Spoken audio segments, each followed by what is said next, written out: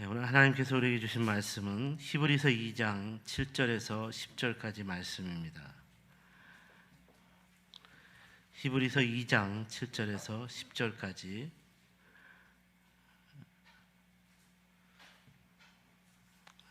히브리서 2장 7절에서 10절까지 우리 함께 읽도록 하겠습니다. 시작.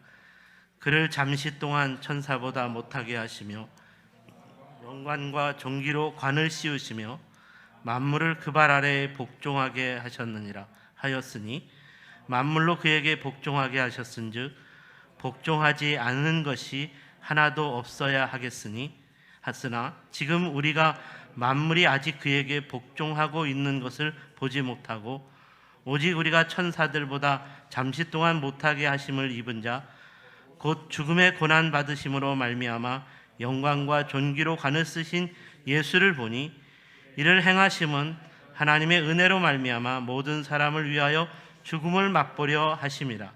그러므로 만물이 그를 위하고 또한 그로 말미암은 이가 많은 아들들을 이끌어 영광에 들어가게 하시는 일에 그들의 구원의 창시자를 고난을 통하여 온전하게 하심이 합당하도다. 아멘.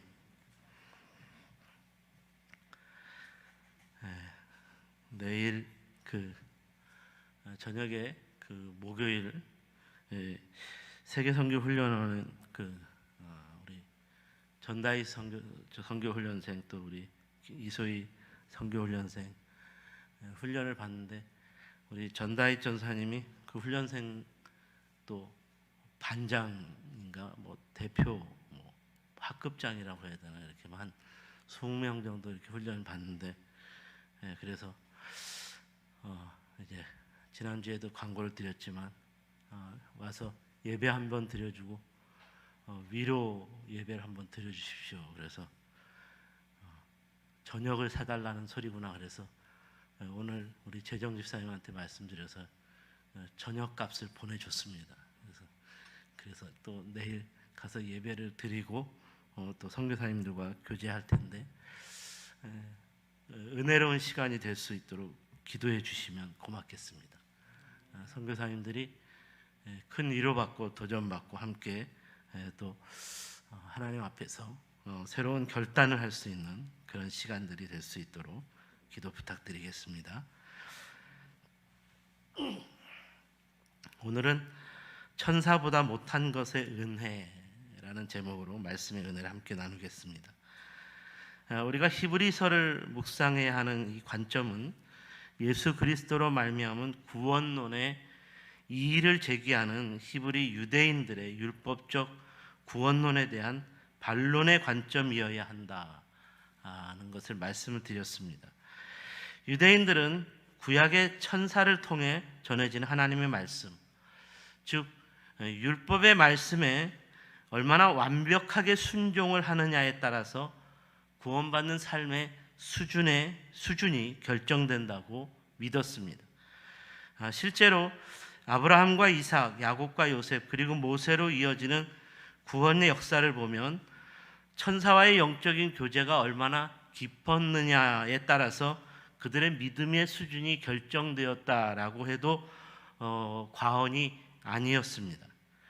구약에서 천사는 하나님의 사자로 소개되기도 하고 하나님의 종으로 소개되기도 하고 하나님의 사람으로 표현되기도 하는데 이들이 하나님의 구원 역사를 이끌었다라고 말합니다. 그러므로 어떤 상황이든지 항상 천사와 함께하고 천사가 전하는 말씀에 순종한다면 성숙한 믿음의 사람으로 인정받게 되었고 이스라엘의 구원을 이끄는 지도자로서의 사역을 잘 감당하는 사람으로 인정받았습니다. 그러므로 천사와 함께하는 아브라함은 복된 사람이었고 천사의 말씀에 순종한 아브라함은 믿음의 주인공이었고 구원 역사의 주인공이었습니다. 천사와 함께하는 모세는 능력 있는 사람이었고 천사의 명령에 순종한 모세는 이스라엘 민족의 위대한 지도자로 쓰임을 받았습니다. 구약이 중요하게 생각하는 위대한 영성은 항상 하나님의 천사와 얼마나 친밀한 관계를 이루었는가에 달려 있다고 해도 지나친 말이 아니었습니다. 오늘 본문 9절에서 히브리서 기자가 인간의 몸을 입고 오신 예수님을 가리켜 천사들보다 잠깐 동안 못하게 하심을 입었다라는 이 말은 구약의 천사가 하나님의 구원 역사를 위해서 얼마나 완벽하고 강력한 존재였는가를 암시해 주는 것이기도 합니다. 천사는 영원히 죽지 않는 존재였습니다. 천사는 하나님의 구원 역사를 위해 태초부터 지금까지 모든 인간과 동역하는 존재였습니다. 이에 반해 예수님은 이 땅에 오신 지 33년 만에 죽었습니다. 그리고 예수님은 모든 인간과 동역하지도 못했습니다. 고작 12명의 제자들만 동역자로 남기고 이 땅을 떠나셨습니다. 이런 차원에서 유대인들이 천사는 예수님보다 우월한 영적 존재라고 주장하는 것에 이의를 제기하기가 어려웠습니다. 그런데도 오늘 본문에서 히브리서 기자는 예수님에 대하여 잠깐 동안이라는 표현으로 예수님께서 천사보다 못한 점에 대하여 시간적인 표현으로 제한을 두고 있다는 것입니다. 그러니까 이 말은 예수님께서 잠깐 동안은 천사보다 못한 점이 있었지만 실제로는 그 이전과 이후 그리고 영원토록 천사보다 훨씬 더 우월한 분이셨다라는 말을 포함하고 있습니다. 그렇다면 오늘은 히브리서 기자가 말하는 예수님께서 잠깐 동안 천사보다 못한 것이 우리에게 주는 도전은, 우리에게 주는 교훈은 무엇일까 하는 것에 대해 묵상해 보자는 것입니다. 이 교훈을 바로 깨닫는 것이 천사보다 우월하신 예수님을 온전히 이해할 수 있는 길이라고 생각이 되기 때문입니다. 그렇다면 천사보다 못한 것이 주는 은혜는 구체적으로 무엇일까요? 첫 번째로 잠깐 동안 천사보다 못한 예수님께서 모든 인간의 죄를 대속하시기 위해 성육신하셨기 때문입니다. 이에 대하여 본문 9절 말씀을 다시 보면 좋겠습니다. 오직 우리가 천사보다 잠시 못하게 하심을 입은 자 곧 죽음의 고난 받으심으로 말미암아 영광과 존귀로 관을 쓰신 예수를 보니 이를 행하심은 하나님의 은혜로 말미암아 모든 사람을 위하여 죽음을 맛보려 하심이라. 이 말씀은 예수님께서 이 땅에 오신 이유를 분명하게 밝혀주고 있습니다. 죽음의 고난을 받으시기 위함이다. 또한 모든 사람을 위하여 죽음을 맛보려 하심이라고 말합니다. 본래 예수님은 하나님의 아들로서 하나님과 동등한 분이셨습니다.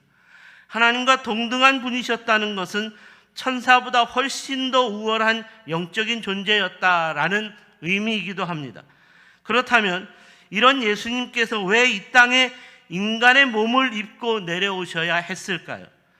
예수님께서 이 땅에 오셔야만 했던 이유를 오늘 본문에서 분명하게 밝혀주고 있습니다. 모든 사람을 위하여 죽음을 맛보려 하셨다. 무슨 말입니까? 모든 인간을 위하여 죽으려고 오셨다는 말입니다. 그렇다면 왜 예수님께서는 모든 인간을 위하여 죽어야만 했을까요? 그것은 바로 모든 인간이 하나님 앞에서 범죄했기 때문이라고 성경은 말합니다. 사도 바울은 이에 대하여 모든 인간이 죄를 범하여 하나님의 영광에 이르지 못했기 때문이라고 말했습니다. 모든 인간이 하나님 앞에서 범죄함으로 인하여 하나님의 진노와 하나님의 심판이 모든 인간에게 임하게 되었다는 말입니다. 그렇다면 어떻게 이 문제를 해결할 수 있을까요? 태초부터 하나님의 천사들이 있었고 천사들의 말씀을 듣고 순종한 사람들도 있었지만 이렇게 천사와 함께 해온 인간들의 역사가, 구약의 역사가 결국은 죄로 인하여 하나님의 진노와 심판을 당하는 것으로 망할 수밖에 없는 지경에 이르게 되었다는 말입니다. 이는 하나님의 천사들이라도 인간이 죄를 범하는 것을 막을 수 없었다는 말입니다. 결국 모든 인간이 하나님의 진노와 심판 앞에 직면하게 되었습니다. 그런데 놀랍게도 하나님의 아들이신 예수님께서 이렇게 죄로 인하여 망하게 된 인간들을 불쌍히 여기셨고 이로 인하여 슬퍼하셨습니다. 그러므로 예수님께서 스스로 모든 인간의 죄를 대속하는 중보자가 되어줄 것을 자원하셨고 이로 인하여 하늘 보좌의 영광을 버리고 스스로 낮아지는 인간의 몸으로 대신 죽기 위하여 오셨다는 것입니다. 바로 이것이 잠깐 동안 천사보다 못한 존재로서의 예수님의 성육신 사건입니다. 성육신 하신 예수님께서 모든 인간의 중보자가 되는 길은 모든 인간의 죄에 대한 희생 제물이 되는 것으로서 십자가의 고난과 죽음의 심판을 당하는 것이었습니다. 사랑하는 여러분, 우리 예수님께서 잠깐 동안 천사보다 못한 성육신의 삶이 아니었다면 오늘 저와 여러분이 예수 십자가의 고난과 죽음으로 인한 용서와 제사함의 은혜를 얻지 못했을 것입니다. 비록 잠깐 동안 천사보다 못한 십자가의 고난을 당하는 것이었고 십자가의 죽음을 당하는 것이었지만 그 고난과 죽음의 자리에서 우리 주님은 하나님의 진노와 심판으로 망할 수밖에 없는 우리의 죄를 용서해 달라고 하나님 아버지께 부르짖었습니다. 아버지여, 아버지여, 저들의 죄를 용서하여 주시옵소서.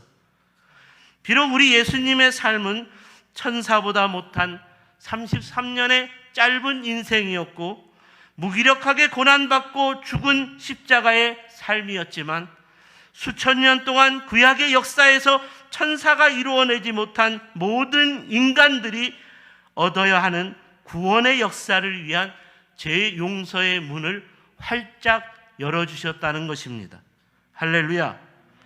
저는 이 말씀을 읽고 묵상하면서 오늘날 진정으로 예수님을 그리스도로 믿음으로써 구원을 얻게 된 사람들이라면 그러므로 우리 예수님처럼 아직도 죄악으로 인한 죽음의 심판에서 벗어나지 못한 죄인들을 위해 천사보다 못한 성육신의 삶을 위한 헌신과 희생의 자리로 스스로 자원하며 나아갈 수 있어야 한다는 도전을 붙잡는 것만이 천사보다 우월하신 예수님을 믿는 참된 그리스도인의 삶이라는 것을 깨닫고 또 그 깨달음으로 말미암아 그리스도인답게 살아가야 하는 줄 믿습니다. 두 번째로 잠깐 동안 천사보다 못한 예수님께서 모든 인간이 온전한 구원을 얻을 수 있는 은혜를 베풀어 주셨다는 것입니다. 이에 대한 교훈은 10절입니다. 그러므로 만물이 그를 위하고 또한 그로 말미암은 이가 많은 아들들을 이끌어 영광에 들어가게 하시는 일에 그들의 구원의 창시자를 고난을 통하여 온전하게 하심이 합당하도다. 이 말씀도 한마디로 죄로 인해 죽을 수밖에 없었던 모든 인간이 구원의 창시자인 예수님의 십자가의 고난을 통하여 온전하심을 얻는 구원의 은혜를 입게 되었다는 말입니다. 예수님께서는 33년의 생애 중에서도 단 3년 동안만 공생의 사역을 하였고 이후에는 예수님을 대적하는 자들에게 사로잡혀 십자가의 고난을 당하셨고 무기력하게 죽으셨습니다. 사람들이 생각하기에는 이런 예수님의 삶은 참으로 보잘것없는 인간 예수의 삶이었을 뿐입니다. 이런 차원에서 천사보다 못한 예수님의 삶인 것이 맞습니다. 하지만 우리 예수님께서는 십자가의 고난과 죽음으로써 끝나지 않았습니다. 고난을 통하여 온전하게 하심이 합당하도다. 오늘 이 말씀에는 우리 예수님의 사역이 고난으로 끝나지 않았다는 것을 암시해 주고 있습니다. 그러므로 고난을 통해서 온전하게 하셨다. 그렇다면 어떻게 온전하게 하셨나요? 고난과 죽음을 당하게 한 죄와 사망의 권세를 깨트리고 3일 만에 부활하심으로써 온전하게 하셨습니다. 만약 예수님께서 모든 인간의 죄를 대속하는 십자가의 고난과 죽음으로 끝이 나버렸다면 바로 그 당시까지만, 예수님께서 십자가의 고난과 죽음을 당한 그 당시까지만 모든 인간의 죄를 대속하는 구원의 사역이 성취되었을 것입니다. 만약 예수님께서 죄와 사망을 이기고 부활하신 영원한 생명과 구원의 주가 되지 않으셨다면 예수 십자가의 고난과 죽음 이후에도 2000년이 지난 오늘날까지 계속되어야 하는 모든 인간들에 대한 구원 역사를 위한 중보자를 우리는 찾을 수 없었을 것입니다. 참으로 연약한 인간으로 고난당하신 예수님, 참으로 연약한 인간으로 죽음을 당하신 예수님, 심지어 칼과 창에 찔려 피를 다 쏟음으로써 죽은 시체가 되어 무덤에 갇힌 예수님의 모습은 누가 보아도 천사보다 못한 참담한 모습이었습니다. 하지만 이렇게 천사보다 못한 예수님의 모습은 구원 역사의 시작이었을 뿐입니다. 이런 모습은 모든 인간에게 온전한 구원의 은혜를 베풀어 주기 위해 반드시 필요한 과정이었을 뿐이라는 말입니다. 그러므로 우리가 보기에는 천사보다 연약한 예수님의 모습이었지만 하나님 보시기에는 조금 더 연약하지 않았습니다. 우리가 생각하기에는 천사보다 못한 참담한 예수님의 모습이었지만 하나님이 보시기에는 조금 더 참담하지 않았습니다.